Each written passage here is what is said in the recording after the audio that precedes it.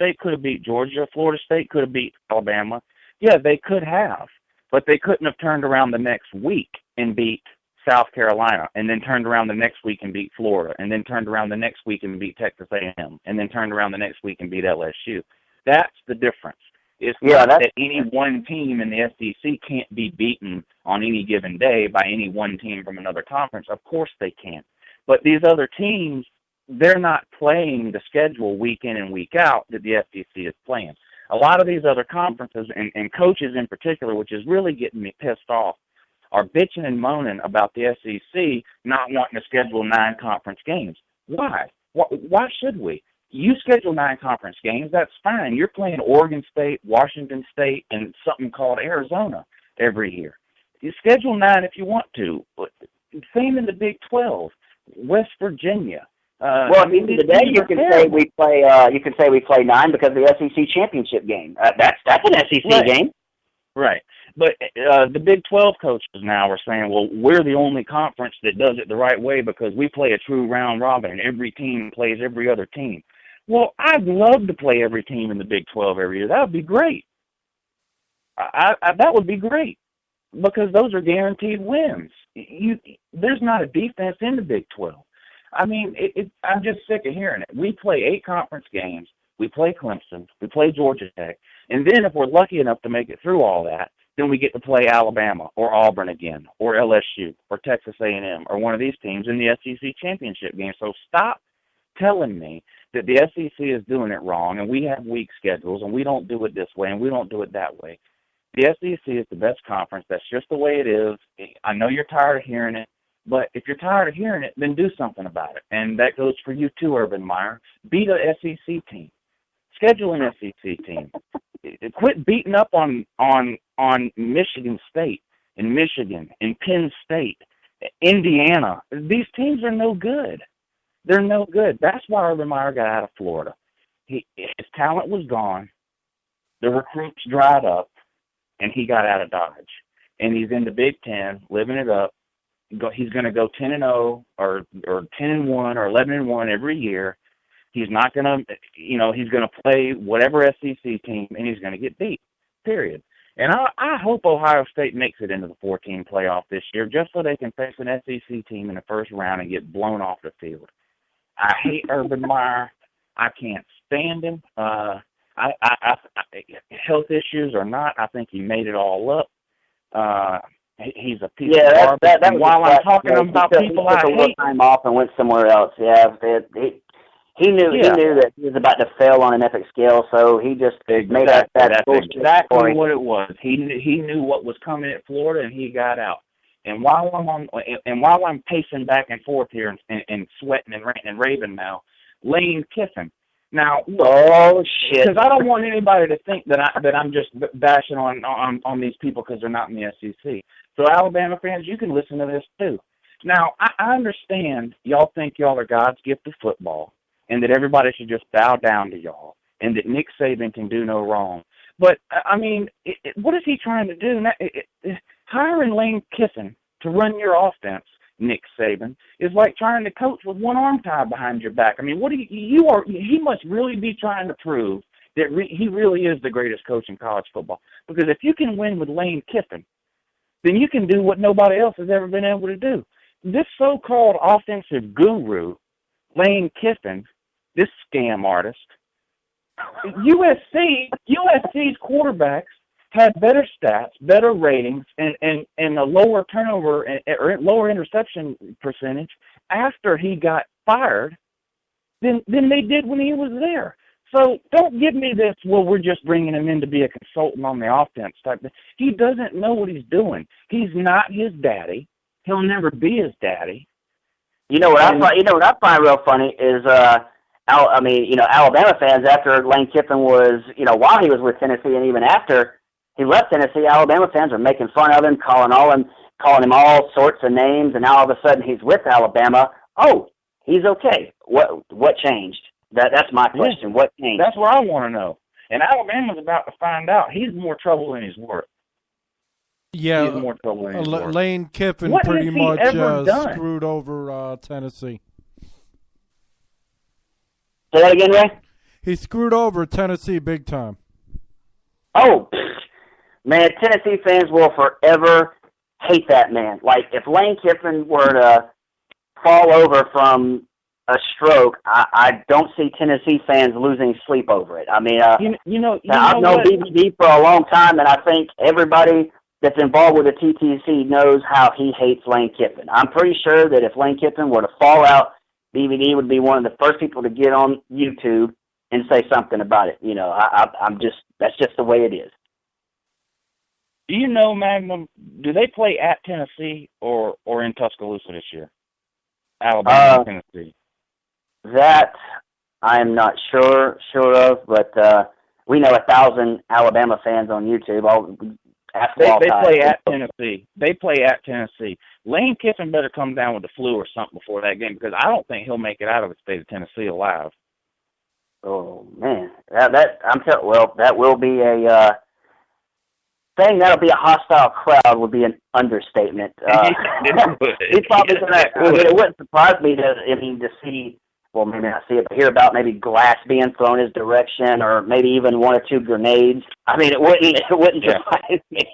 I mean, Lane Kiffin's going to be walking down that tunnel at Neyland Stadium by himself, and the lights are going to go out, and that Deliverance banjo music's going to start playing. And some toothless redneck wearing overalls with no shirt underneath it is going to jump out and have his way with Lane Kiffin. And Lane, you had it coming, buddy. All right. Well, yeah. I was about to say that they're going to run him off the road if they seen him. Oh yeah, he could be on his way to the stadium, and you'll hear something on the news. Yes, this just in. We got a reporting that Lane Kiffin has been run off the road. Apparent accident. Yeah, right. Squeal like a pig, Lane. Squeal like a pig. You ain't from around here, is you?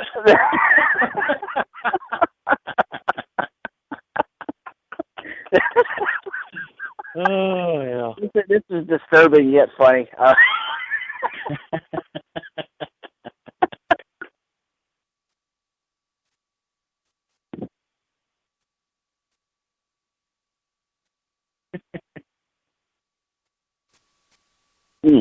But getting back to what you were talking about a while ago, Lou, you were talking about us playing an SEC schedule and these other teams beating an SEC team every now and then. Now, if you were to match up every SEC team, let's say, against the ACC, like the SEC's best going against the ACC's best all the way down. I mean, granted, the SEC does have its, bad teams, but what people really don't talk about, our bad teams could mollywop most of these other conferences' bad teams, like, Vanderbilt. I mean, they've been really the punching bag for years, and they're starting to get a little decent. I guarantee you stick Vanderbilt in another conference, they do pretty decently. Yeah. Oh, without a doubt. Yeah, without a doubt. NFL teams are even starting to draft a few people from Vanderbilt every once in a while. I mean, they're not the joke that they once were. I mean, they're still on the bottom of the SEC, but being on the bottom of the SEC, there's worse conferences to be on the bottom of than the SEC. And I'm talking to you, ACC and Big 12 and Big 10 and Pac-12. Yeah, if you put Vanderbilt even over in the Pac-12. Yeah, they'll have some losses, but you put them against like the Washington States, even Oregon State. Yeah. I don't see why Vanderbilt win. Let's start it. Okay, let's even give Florida State a win. Okay, so that's one win for the ACC. Okay, who else in the ACC? Okay, and they beat Auburn. Okay, now take the second place ACC team, whoever that is. I guess it was Clemson. They're not beating Alabama. So that's okay. That's one for the SEC. Who else in the ACC is beating Missouri, Georgia? Nobody. I think Miami would match up well with a few SEC teams. Teams like Ole Miss, Mississippi State. Missouri. I mean, they would match up well against those guys, but teams like LSU, Alabama, and say what you want to say about Georgia, but our season was derailed by injuries. I'm sorry. When you have the kind of injuries we had last year, I mean, we were playing without our top 3 receivers at one point, without Keith Marshall. When you lose that much talent, I mean, there's a reason they're starters. I mean, people can say that's just an excuse. No, when there's a reason they're starters. Okay, but if Georgia's healthy and has everybody in, then LSU, Alabama, Georgia, hell, even South Carolina, those teams, will have a winning record against the ACC, hands down. Oh yeah, without question, yeah. Because who the hell would? I mean, seriously, Florida State and Clemson would be the only 2 threats the SEC would really face. Other than that, there's not much there. I mean, we could used to say Virginia Tech. Okay, Virginia Tech was a consistent 10-win team, but those guys have even fallen off the map. And speaking of Virginia Tech, they're not ranked either. I mean, it's just odd seeing Virginia Tech not in the top 25. Those guys ran the ACC for the longest. Here's something else I find funny. It's like ever since they brought Miami to the ACC, they haven't even won the conference. I find that a little interesting. They can do all this when they were in the Big East, but they moved to the ACC and they haven't even won the conference yet. I mean, it's the same thing with South Carolina. Until you win the conference, how can you sit there and say you're going to win a national title? That's right. It just doesn't make sense. Win the conference first, then talk national title. Yeah. Agreed. Yeah, I just don't see. I mean, I'm not going to sit here and say that Georgia's going to win the national title. That's just stupid. You're setting yourself up for failure. However, Mark Richt has at least, on a pretty consistent basis, year in and year out, he's got Georgia competing to be there. 2007, 2012, 2002, he was really close. So at least he's got Georgia in that position a lot of times to at least compete for it. Oh yeah. We just haven't been able to even really ask for as a fan. I mean, there's fans of a lot.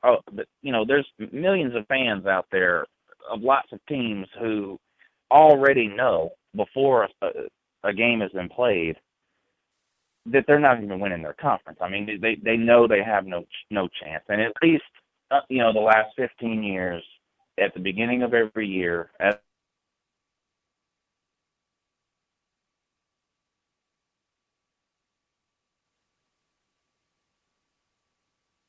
you've been able to look and say, we have a shot here. And as a fan, I think that's all you can really ask for. Yeah, exactly. And something else that, on the topic, we were talking about the SEC and ACC. My bad. The thing the ACC don't have, unless you're Florida State, really right now, is depth. Now, let's just say, for the sake of argument, going back to Unk's question about Duke Johnson and Todd Gurley. Let's say we both agreed Duke Johnson was better than Todd Gurley. The problem Miami would have is the lack of depth. They don't have a Keith Marshall waiting in the wing. They don't have a Brendan Douglas, Tony Michel, Nick Chubbs. They don't have the depth. That's one thing people fail to see, is that the SEC is loaded with depth. That's the thing the SEC has over everybody else. Yeah. Correct me if I'm wrong. Didn't he get hurt last year? Yeah, he did. Duke Johnson did get hurt. He was right there with Todd Gurley. Yeah, and Miami started off hot. I remember when they beat Florida. I think that was the second game of the season last year. I think that was the same weekend we played Carolina. Yeah. They beat Florida, and a lot of people were on the Miami bandwagon and the Duke Johnson bandwagon. And Miami started off pretty hot, and he got hurt, and they sort of tailed off a little bit there. But didn't they even lose to Georgia Tech?